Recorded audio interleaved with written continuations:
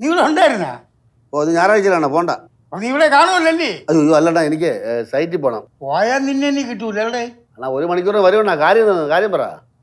ഒരു ചെറിയ പരിപാടിയുണ്ട്. ആ ബാസിയാരും ചേർന്നുകൊണ്ട് വല്ല പരിപാടി ഒപ്പിക്കാൻ കണ്ടല്ലോ എൻ്റെ തോമാർ. എടാ ഇത് അതൊന്നും അല്ലടാ, ഇത് വേറെ. വേറെ എന്തോന്നു? ഞാനും എൻ്റെ മോളും മരുമോനും കൂടെ താമസിച്ചിരുന്ന വീട് എനിക്ക് അറിയാമോ? അതിവിടെ ഇവിടെ അല്ലേ, ജംബൂക്കിൽ ആ ബേക്കറി ഒരു ഇടവഴി. ആ വീട്ടിൽ ഞാൻ വന്നിട്ടുണ്ടല്ലോ. പിന്നെന്ത്? അത് തന്നെ.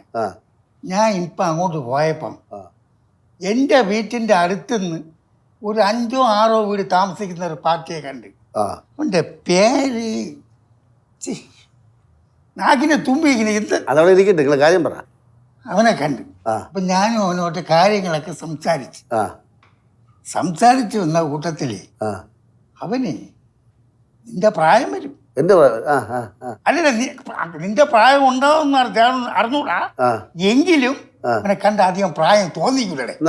അല്ല, അവിടെ ഉള്ളവരെ കണ്ട പറയൂ അങ്ങനെ. പക്ഷെ അവന്റെ കുടുംബകാരിയൊക്കെ സംസാരിച്ച കൂട്ടത്തില് അവന് 2 പെമ്മക്കളാണ്. പക്ഷെ 2 പിള്ളേരും ഡിഗ്രിക്കൊക്കെ പഠിച്ച് മൂത്ത പിടിന് കല്യാണകാലോനോ ചറവറ വന്നോണ്ടിരിക്കും. ഒന്നും സെറ്റിലാവുന്നില്ല. അപ്പൊ അവ എൻ്റെ അടുത്ത് ചോദിച്ച് എൻ്റെ മോക്കൊരു കല്യാണം എങ്ങനെയെങ്കിലും ഒരാളെ സെറ്റ് ചെയ്ത് തരുമോ ചോദിച്ച്. അപ്പോൾ ഞാൻ ആലോചിച്ച് നോക്കട്ടെ എന്ന് ഞാൻ എക്സാമിൻ്റെ അടുത്ത് പറഞ്ഞു. നിങ്ങൾ ആരോ നോക്കാൻ? മുടിയാനേ, നമ്മളെ മുടിയനേ. എന്ത് ബെസ്റ്റ് എന്താന്ന് അവന് കല്യാണം പ്രായമില്ലേ? അവന് താല്പര്യമൊക്കെ ഉണ്ട് കേട്ടാ. പിന്നെയാണ് വിളിച്ചാൽ വരെയും ചെയ്യും.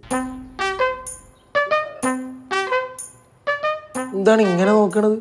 അല്ല, ആദ്യമായിട്ട് കാണല്ലേ, അതുകൊണ്ട് നോക്കിപ്പോയി. അതുപോലെ തന്നെ നോക്കണത്. അടിയും കൊണ്ടുപോകണം. അടുക്കളയിൽ പോണോ? പോണ വഴിക്ക് അടിയും കൊണ്ടുകൊണ്ട് വെറുതെ അടുക്കളയിൽ പോണം. എന്താ വെള്ളരിക്കാൻ പറ്റണോ? അമ്മ ഇപ്പോഴും അമ്മയുടെ ഒക്കത്ത് കയറിയിരിക്കുന്ന ആളാണ്. ഇങ്ങനെയാണ് കെട്ടിച്ചെടുക്കാൻ പോണത്. ഞാനേ അവന്റെ പേര് പിടികിട്ടി, തങ്കരാജ്. ഇപ്പൊ അല്ലേ കിട്ടിയിട്ട് നോക്ക്. ഉടനെ ഞാൻ അവന്റെ ഫോൺ നമ്പർ എഴുതി വാങ്ങിച്ചു. നോക്ക്, അച്ഛന്റെ പേര് തങ്കരാജ്. തങ്കം, സ്വർണം. പെണ്ണെങ്ങനെ? പെണ്ണ് ഞാൻ കണ്ടിട്ടൊക്കെ ഉണ്ട്. പെണ്ണിനെ കണ്ടോ നല്ല ശരപ്പുളി പോലെ ഇരിക്കും. ഒരു വെളുപ്പ് ഉണക്ക തന്നെ ആണോ, നല്ല ഭംഗിയടാ. വീടെവിടെ? വീട് ഇവിടെ ജമ്മുമുക്കിലേ. ജമ്മുക്ക് ബേക്കറിയിലടാ, ഇടവഴി കൂടെ. പണ്ട് ഇവള് താമസിച്ച സ്ഥലത്ത്. അപ്പൂപ്പൻ താമസിച്ച? അല്ല, അപ്പൂപ്പന്റെ മോള് താമസിച്ചില്ലടാ. രമേന്തി താമസിച്ച വീട്ടില്. അതിന്റെ തൊട്ടടുത്ത് 4 വീടിനപ്പുറം.